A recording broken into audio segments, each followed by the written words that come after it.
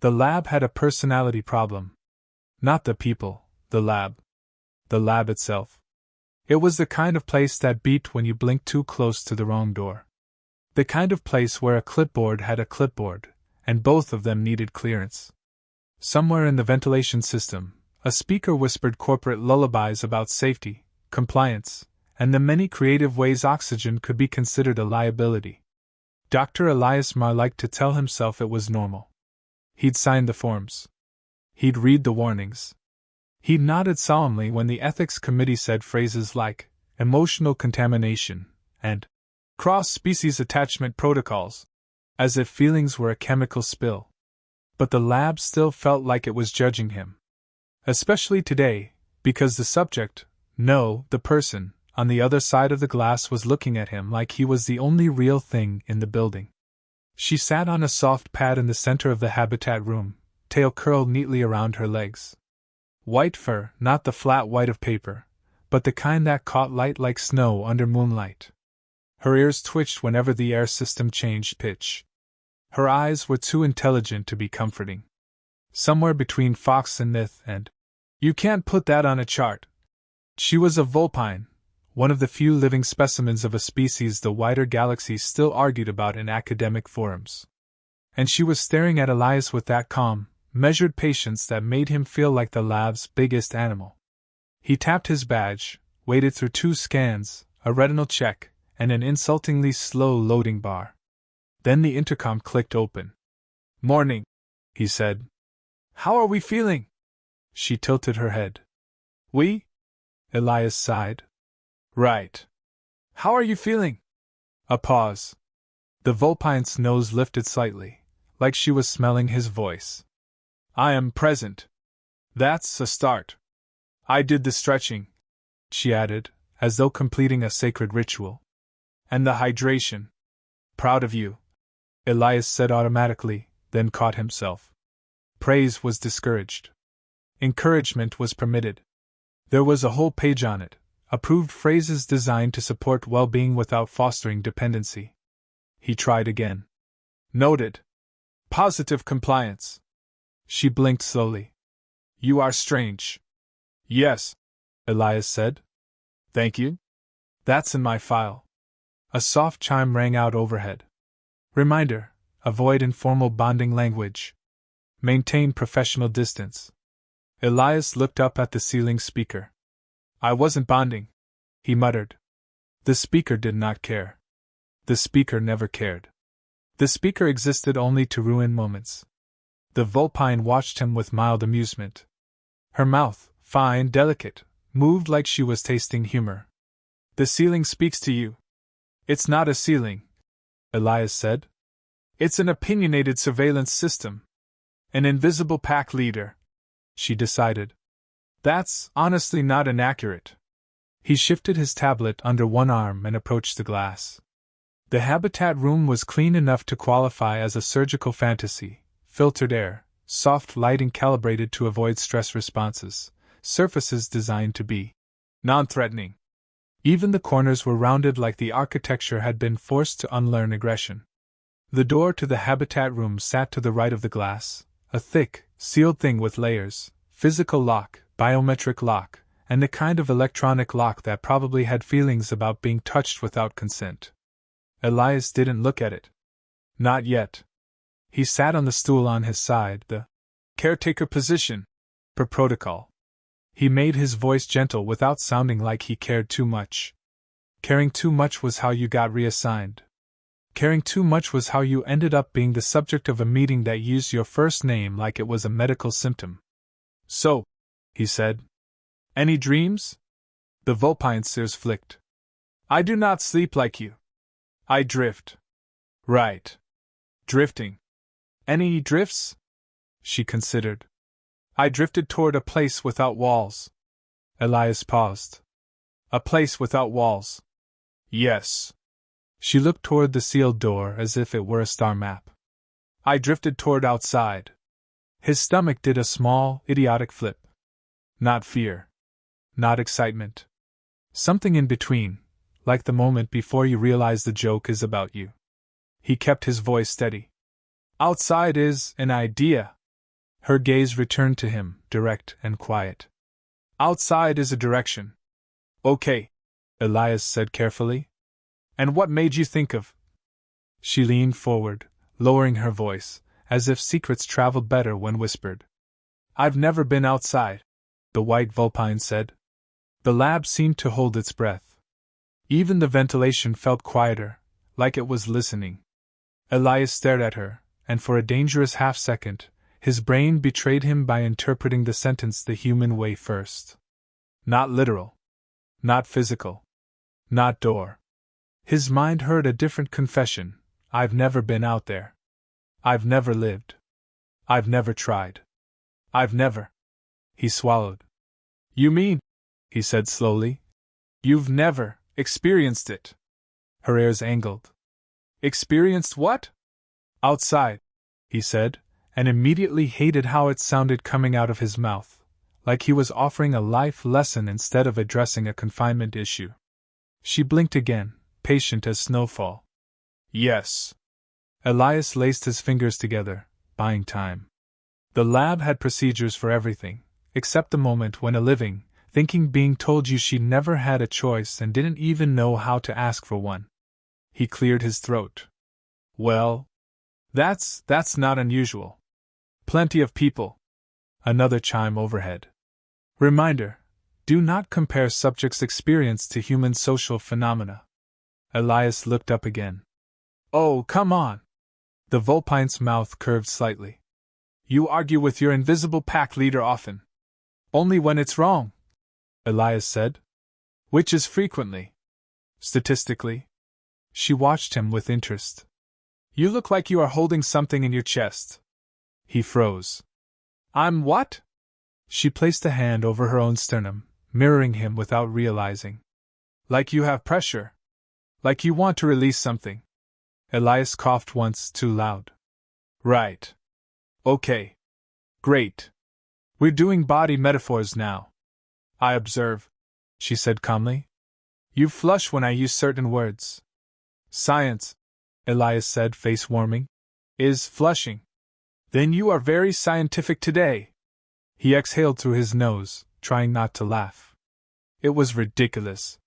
He was a trained xenobiologist with a doctorate and clearance levels, and he was being verbally outmaneuvered by a creature who never stepped beyond a sealed room. And yet, her statement lingered like a hook. I've never been outside. The adult part of the situation, the part that wasn't on the reports, was that Elias wanted to respond like a person, not an employee.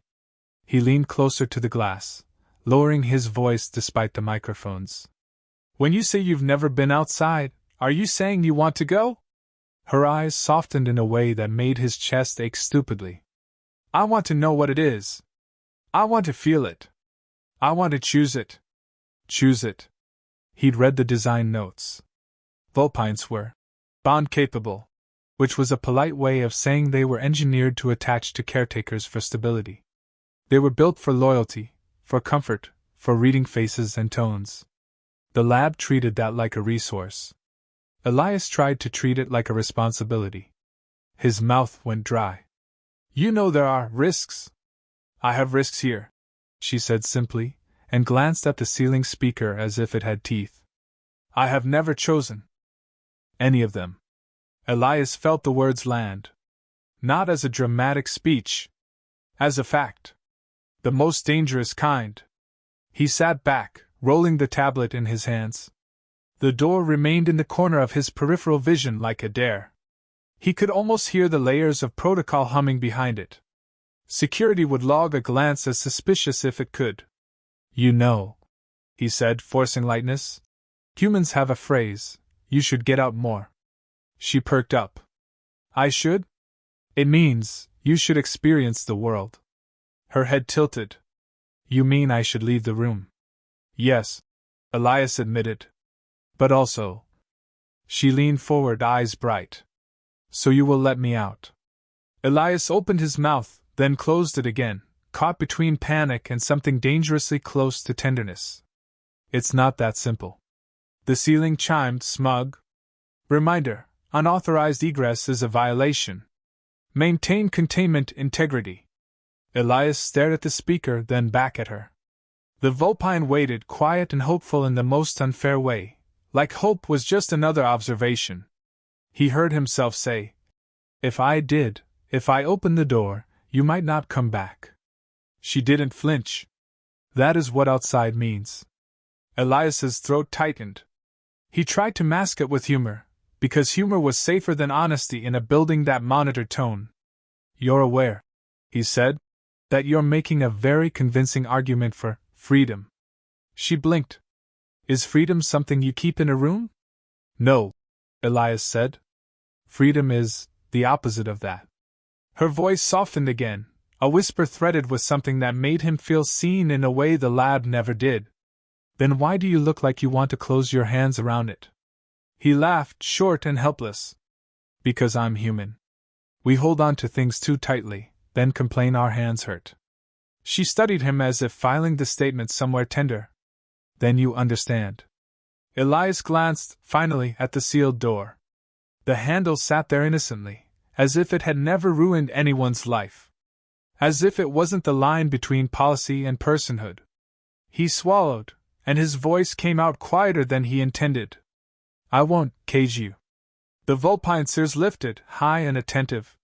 For a second, her expression looked almost startled, as if no one had ever said those words to her in any form. The lab's lights stayed steady. The speaker did not chime.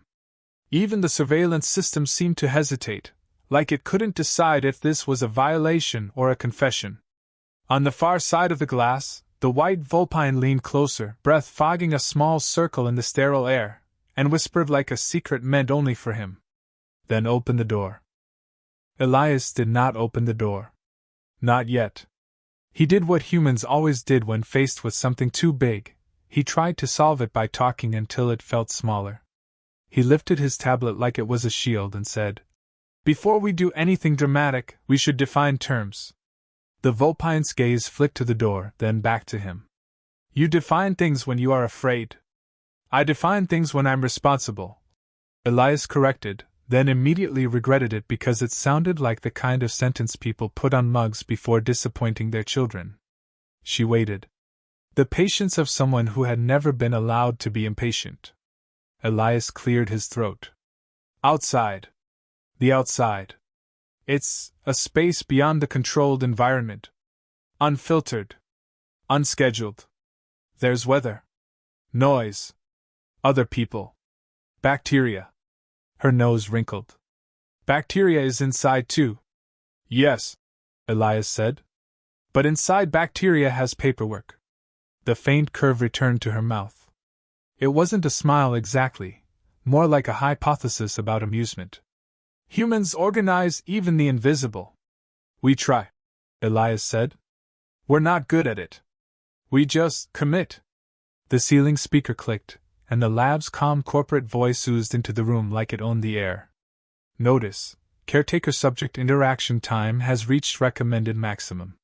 Conclude emotional engagement, and proceed to standardized assessment. Elias looked up.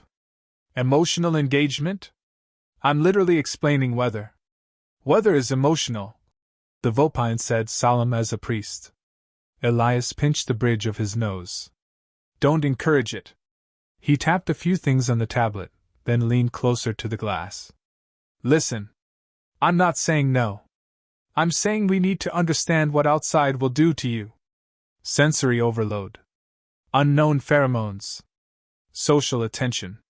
Attention, she repeated carefully, as if tasting the concept. Humans look at each other constantly. They do, Elias said. It's a hobby. Do they look at you? Elias hesitated for a fraction of a second too long. Sometimes. That is why you make jokes, she said. To be looked at without being examined. He stared at her. Did you just psychoanalyze me? I observe, she replied, unbothered. Observation makes you nervous too. Fantastic, Elias muttered. The lab bred a fox that does therapy. She tilted her head. Fox? It's a word humans use for.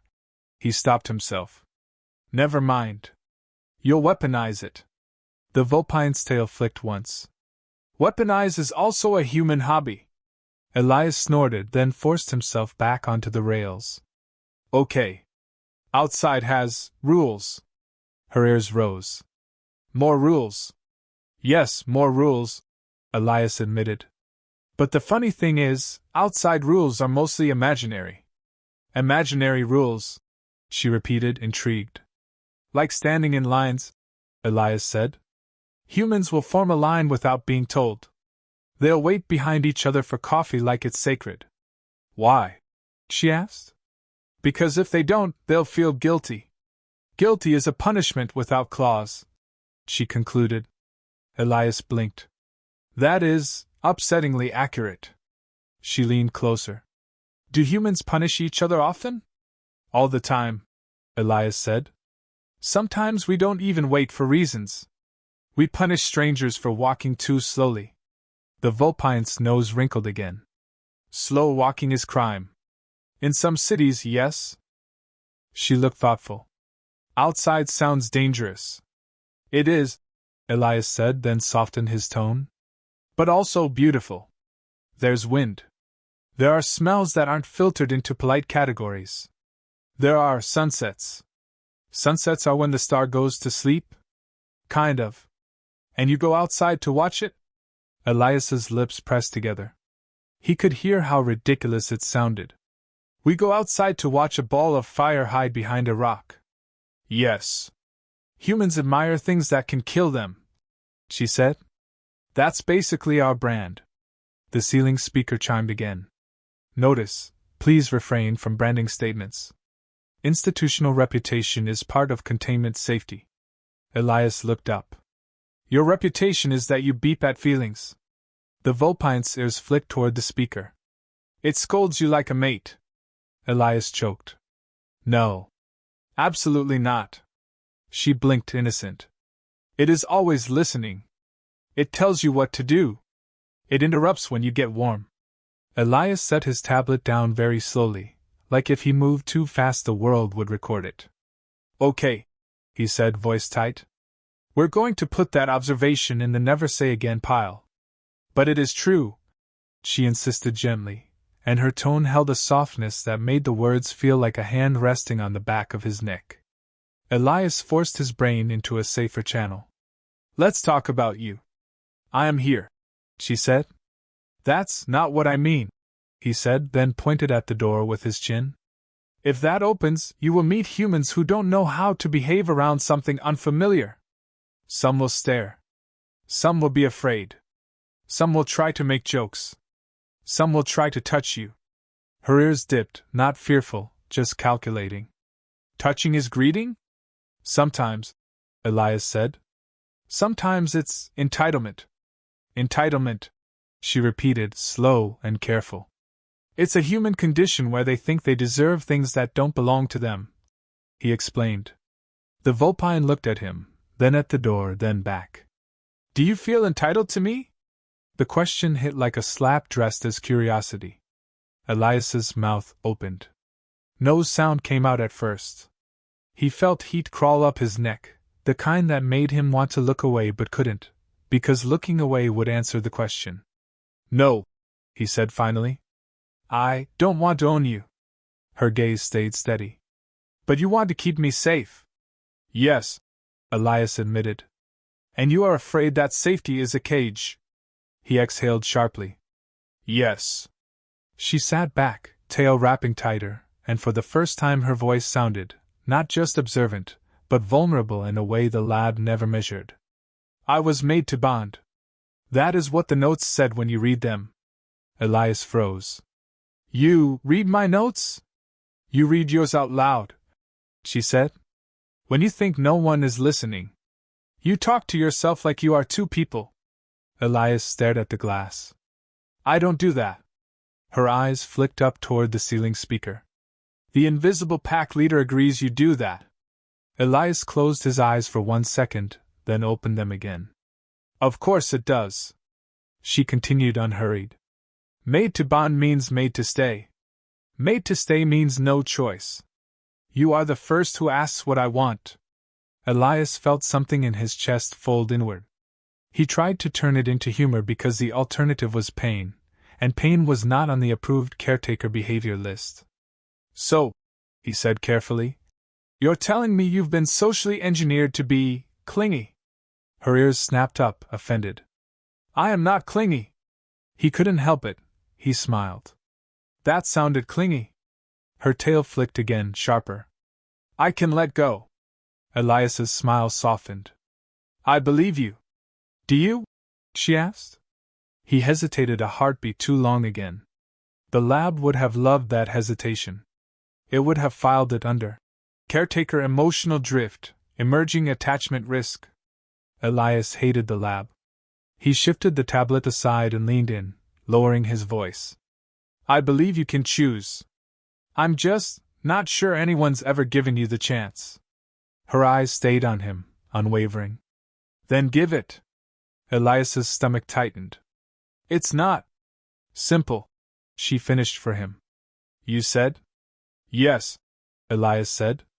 Because if I open that door without authorization, I lose my job. You lose your job, she repeated. I lose my access, he corrected, and the words tasted bitter. I lose the ability to protect you from people who would treat you like an object. She leaned forward, voice softer now. And if you do not open it? Elias swallowed. Then you stay inside. Forever. Because the lab will always find a reason to delay. Always one more form. One more assessment. One more not yet. The Vulpine's gaze went to the door again. Humans do that too, she said. Delay? Elias asked. Yes, she said. You delay feelings with jokes. You delay decisions with words. You delay freedom with fear. Elias stared at her, and for a second, his mouth went dry enough to make swallowing painful. Okay, he said, voice quiet. Fine. You want realism? Here's realism. Outside will not be kind. It will not be curated. You might hate it. I might, she agreed. You might be overwhelmed. I will be, she said, unflinching. You might get hurt, Elias said, and there it was, the piece of truth he hadn't wanted to say. The Vulpine's ears lowered slightly. You might get hurt too. Elias let out a breath that sounded like surrender. Yes. She studied him with something like affection, careful, new, inexperienced affection that didn't know it was dangerous yet. You are flawed, she said, as if confirming a cherished detail. Elias blinked. Thank you? You make mistakes, she continued. You complain about the air but miss it when it is gone. You are brave only after you are terrified. Elias's throat tightened. That's a weirdly accurate description of humanity. She tilted her head again. Is that why you are strong? He laughed once, under his breath. We're strong because we panic efficiently. I like that, she said. Elias stood slow, as if sudden movement would trigger another warning. He walked toward the sealed door, then stopped short of it, facing the glass so he could still see her. The door loomed beside him, quiet and heavy. His badge sat on his chest like a tiny, useless symbol of permission. He forced himself to speak in practical terms again because if he let it become emotional, the lab would win. There's a protocol loophole, he said. A maintenance override. It's meant for emergencies. Technically, an ethical crisis counts as an emergency. The Vulpine's ears lifted. This is an ethical crisis. Yes, Elias said. But the system won't agree. So you will lie, she said, not accusing, just observing. I will reframe, Elias corrected. I will label it as environmental calibration. She blinked. You will pretend the door is not a door. Elias pointed at her. Exactly. See? Humans are not the only ones who can weaponize language. Her mouth curved. Then you will let me out. Elias's hand hovered near the panel. His heart thudded in his ribs like it was trying to escape before he did something stupid. He didn't touch it yet. Instead, he looked back at her through the glass and asked the one question the lab never cared to ask. If I do this, he said, voice steady, do you want to stay or go? The Vulpine's eyes softened. The whisper that followed was so quiet it felt like it belonged to him alone. I want to choose, she said. And I want you to stop holding your breath. Elias realized, abruptly, that he had been holding his breath. He exhaled, slow, and his fingers finally moved toward the panel, toward the line between safety and freedom, between possession and love, between a lab that wanted obedience and a human who had finally decided to be dangerous in the gentlest way possible. Elias pressed the panel. The door answered with a low, thoughtful hum, like it was considering the request. Lights along the frame flickered from sterile blue to a warning amber that suggested the system was offended by being asked to be reasonable. Notice: environmental calibration requires secondary authorization. Elias didn't look up. You're calibrated enough. The Vulpine's ears lifted, sharp and alert. Her tail uncoiled as if her body had decided to stand before her mind caught up. The door's seals loosened with a sound like a held breath finally released. Air moved. Not the polite, filtered whisper of the lab's ventilation, but a rush, real, textured, carrying temperature and scent and noise from somewhere that had never signed a form. The Vulpine froze, eyes widening. Her pupils dilated, taking in too much at once. Elias's hand hovered near the emergency control, then dropped. Slow, he said quietly. It's loud because it's alive. The door slid open enough to create a thin seam of daylight. It cut across the floor like a blade of gold. Dust motes drifted into it, turning the air into something visible, something that didn't belong to anyone. The Vulpine stepped forward and immediately staggered as the first unfiltered breeze brushed her fur. She made a small, surprised sound, halfway between a gasp and a laugh she hadn't learned yet. That is very forward, she said. Elias huffed despite himself. Wind doesn't do subtle. Another chime, sharper now. Alert, containment integrity compromised. Please resecure habitat. Elias didn't answer. He stepped closer to her side, not touching, just present in the way humans sometimes were when they didn't know what else to offer. The Vulpine leaned into the opening, nose twitching as scents layered over her senses. Street food from the vendor cart outside the facility fence. Hot metal from passing vehicles. The faint sweetness of something blooming where it shouldn't. The world arrived all at once, unapologetic. Her ears flattened, then lifted again, overwhelmed but curious. Everything is touching me, she whispered. Yeah, Elias said. Outside has no concept of personal space. She took another step. Her paws crossed the threshold, fur rippling as sunlight caught on it, turning white into a spectrum. The noise hit her next: voices, horns, laughter, the distant argument of two people who had decided today was the day to be right. She flinched. Elias raised a hand instinctively, then stopped himself short of contact.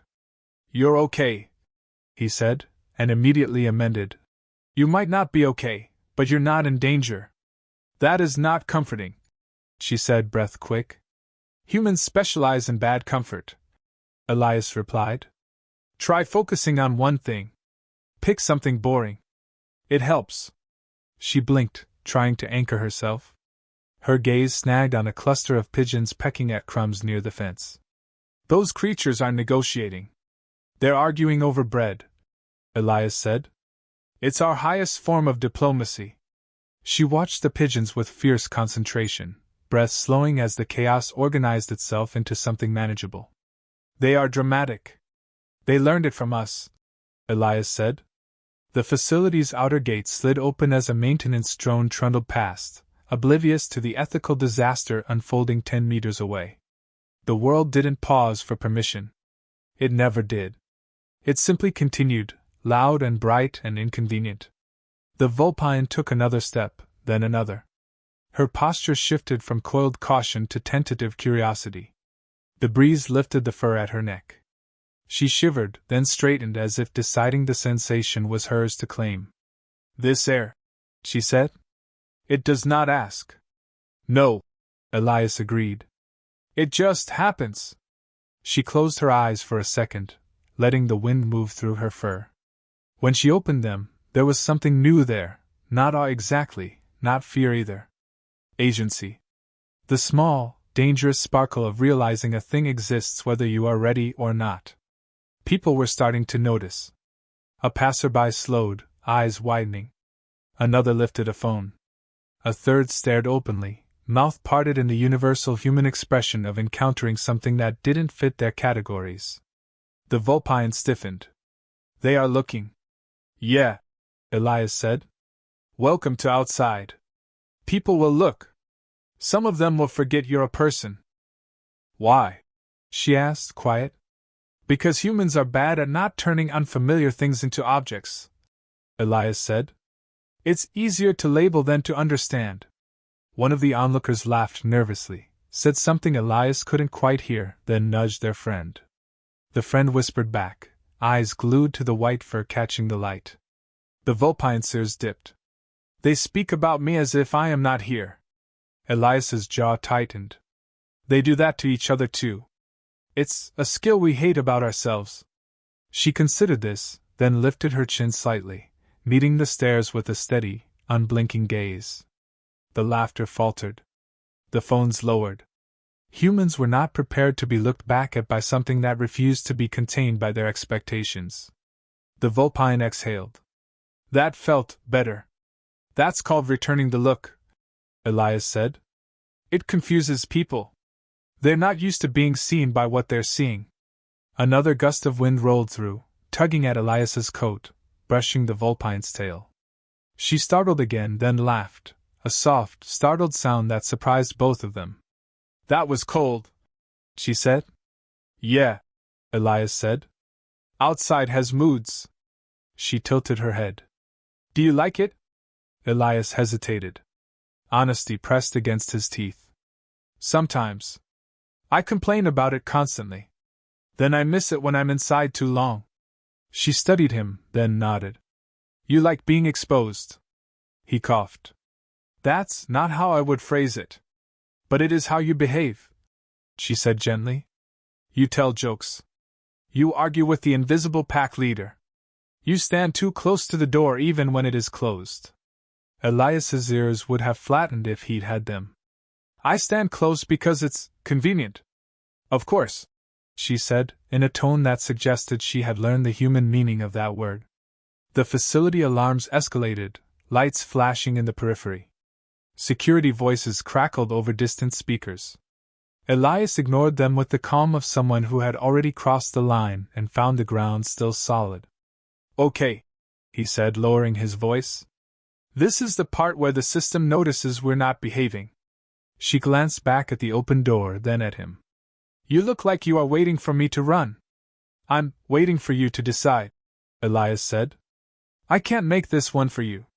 She stepped fully outside now, standing in the sunlight, the world painting her in colors the lab had never allowed. She turned slowly, taking in the fence, the road, the mess of life happening without permission. I could go, she said. Yes, Elias said. You could. I could not come back, she added. Yes, he said again, softer. She looked at him then, really looked, at the lines around his eyes from laughing too much at bad jokes, at the tension in his shoulders from carrying responsibility like a habit, at the way his hands stayed open even when he wanted to close them around certainty. You are trying not to hold me, she said. Elias swallowed. It's an effort. She stepped closer to him, stopping just short of touching. The proximity felt louder than the traffic. Humans hold what they love, she said. Then they learn it hurts. Then some of you learn to let go. He met her gaze. We're bad at it. We practice on each other. We fail a lot. She nodded, as if filing this away as a species trait worth remembering. You are failing bravely. He laughed under his breath. That's the nicest insult I've gotten today. The onlookers had mostly drifted away now, disappointed that nothing dramatic was happening. The world resumed its indifference, which was its own kind of kindness. The Vulpine closed her eyes again, breathed in the unfiltered air, then opened them with a decision settling behind her gaze. I want to walk, she said. Okay, Elias replied, heart thudding. We can walk. She took a tentative step forward along the fence line, then another. Elias walked beside her, not guiding, not leading, just matching her pace like it was the most natural thing in the universe. Each step seemed to teach her something. The way the ground wasn't perfectly level. The way sounds layered and moved. The way the world did not adjust itself for her comfort. She stumbled once on uneven pavement. Elias instinctively reached out, then stopped himself again, letting her catch her own balance. She did, tail flicking in mild annoyance at gravity. "I am not fragile," she said. "I know," Elias said. "I just forget sometimes that helping and holding are not the same thing." She glanced at him, eyes warm with something dangerously close to fondness. "You are learning." They walked in silence for a few steps. The wind tugged at Elias's coat, at her fur. The sun warmed one side of her face, leaving the other cool. The world didn't care about their moment, which somehow made it more real. She slowed, then stopped. "If I go farther," she said, "you will not be allowed to follow." Elias nodded. "Security will notice eventually. They'll separate us. And if I turn back now," she continued, "it will be because I chose to, not because I was made to." "Yes," Elias said, and felt his chest ache with the truth of it. She looked out at the road again, then back at the open door behind them, then finally at him. The choice sat between them, unowned, unapologetic. For a breathless moment, Elias realized this was the part humans romanticized and feared in equal measure, the moment where letting someone go was the only way to prove you never owned them. He didn't speak.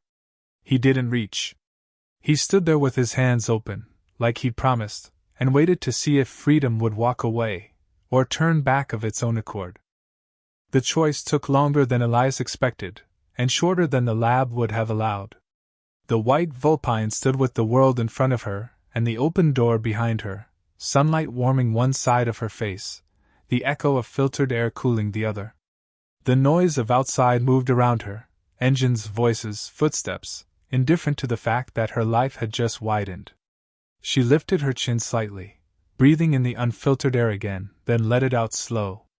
"This place does not wait for me," she said. "No," Elias replied. "It never does." She studied the road, the fence, the small chaos of humans moving with purpose and without it. "You live inside this noise. We complain about it constantly," Elias said. "Then we panic when it goes quiet." She nodded. "That is consistent with what you have told me." A security drone hummed closer, scanning. Elias felt the system tightening its grip on the moment. He didn't rush her. He wouldn't rush her. That was the promise he'd made with his open hands. "I can go," she said again, more firmly this time. "If I go far enough, I will not be found easily." "Yes," Elias said. "You'd be free." "Free is not being followed," she said. "Not being catalogued. Not being measured. Free is also lonely sometimes," Elias said quietly. "Just so you know. Humans don't mention that part in the speeches." She glanced at him. "You mention the parts that hurt." "I'm bad at advertising," Elias said. "I work in containment." Her mouth curved. "You are better at release." The drone paused at the edge of its patrol route, optics flicking toward them. Elias felt the pressure of eyes again, human and machine, trying to turn a person into a problem to be solved. The Vulpine sears angled back, then forward. "They will come closer." "Yeah," Elias said. "They will." She took one step toward the road, then stopped. The pause wasn't fear. It was deliberation. She turned back to him, gaze steady. "When I said I had never been outside," she said, "you heard something else." Elias let out a small breath. "I did." "You heard inexperience," she continued. "You heard longing. You heard a problem to fix." "I hear problems and assume I'm supposed to solve them," Elias said. "Occupational hazard." She nodded. "Humans like to open things when they think something is trapped." "We do," he admitted. "We're terrible at closed doors." She looked at the open doorway behind them. And sometimes you leave them open even when it would be safer to close them. Yes, Elias said. Because closing them feels like owning what's on the other side. Her gaze softened. You did not close this one. I won't, Elias said. Even if it costs me. She took another step away from the door, then another, then stopped again, caught between momentum and meaning. If I go, she said, you will not be able to protect me. Elias's jaw tightened. I know. And if I stay, she said, you will still not own me. I wouldn't dare, Elias said, then corrected himself. I shouldn't dare. Her tail flicked in what might have been amusement. Humans are brave after they are afraid. Yeah, Elias said. We're working on it. She walked a few paces farther, then turned back once more. The distance between them felt larger than the meters suggested. It felt like the space between what had been designed and what had been chosen. I was made to bond, she said. That does not mean I was made to stay. Elias nodded. Bonding doesn't have to be possession. She considered that. You bond with people and let them leave. We try, Elias said. We fail. We learn. We fail better. The drone edged closer, its optics bright. Elias didn't move. He didn't raise his hands. He didn't step between her and the world. He let the world be the world. The Vulpine took a breath, then surprised him by stepping back toward the door. Not all the way. Just enough to close some of the distance. Just enough to choose proximity without surrendering freedom. I will go, she said, but not far. Not yet. Elias felt relief flare, then forced it down into something quieter and more honest. Okay. I want to learn the noise, she continued. I want to learn the looks. I want to learn how to be seen without being kept. That's advanced human training, Elias said. Most of us are still failing that module. She stepped closer to him now, stopping at the edge of what the lab would have called an acceptable distance, and humans would have called intimate. You are not keeping me, she said. You are keeping the door open. I can do that, Elias said. I'm good at forgetting to close things. Her ears flicked. You forget on purpose. Sometimes, Elias admitted. It's my rebellious streak. Very dangerous. Mildly effective. The drone chirped a warning. Elias glanced at it, then back at her. They're about to make this complicated. Humans enjoy complicated, she said. It makes you feel important. Guilty, Elias said. We confuse busy with meaningful. She took another breath of outside air, then stepped back toward the threshold. The open door framed her in light and shadow, either inside nor fully out, a living contradiction to every form the lab had ever filed about her. I will come back, she said, not as a promise, but as a statement of choice. Not because I must. Because I want to. Elias's chest loosened in a way that felt almost dangerous. That's more than enough. She paused, then added softer. Do not wait like I am a thing you misplaced. Elias met her gaze. I'll wait like a human. Badly. With jokes. Her mouth curved again. I will recognize you by that. She turned and stepped through the doorway, not into containment, but into the in-between she had claimed as hers. The lab lights brushed her fur, then let go as she crossed the threshold on her own terms. The door did not close. The drone hovered, confused by a reality that didn't fit its categories. The alarm softened, then quieted, recalibrating around a choice they hadn't predicted. Elias stood where he was, hands open, resisting every instinct to reach, to guide, to gather. He let the moment be what it was, imperfect, unresolved, honest. The Vulpine glanced back once more from the doorway, eyes bright with the thrill of having chosen something small and enormous at the same time. Outside does not own me, she said. No, Elias agreed. It just exists. And you, she added, do not cage me. I won't, Elias said. I don't want love that needs locks. She gave him a look that carried humor and warmth, and the faintest edge of something that might grow into more if it was left alone to breathe. Then she turned back toward the world, not running, not retreating, walking into her first chosen steps of noise and light. Elias stayed by the open door, not guarding it, not closing it. Just keeping it open, the simplest, hardest thing a human could do when they loved something enough to let it go and loved themselves enough not to chase it into a cage.